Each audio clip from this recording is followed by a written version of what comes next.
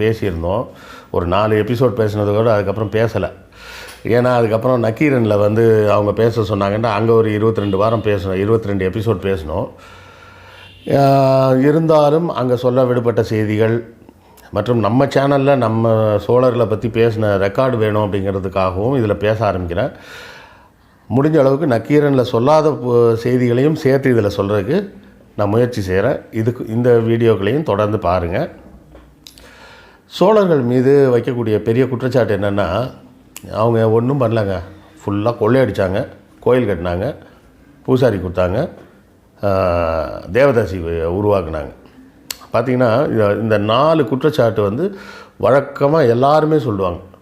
அதாவது மற்ற மன்னர்களுக்கும் சோழனுக்கும் உள்ள பெரிய பிரச்சனை என்னென்னு கேட்டிங்கன்னா, ஒரு சில இடத்துலையாவது பார்ப்பனர்கள் ஒரு விஷயத்தை தூக்கி பிடிப்பாங்க, எங்களை மாதிரி திராவிட இயக்கம் சார்ந்தவங்க அந்த இடத்த அமுக்குவாங்க.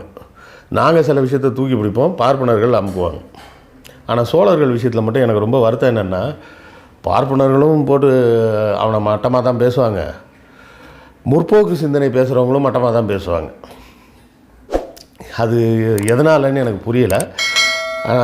அதையெல்லாம் விடுவிச்சு பேசுகிறது தான் இந்த தொடரோட நோக்கம்.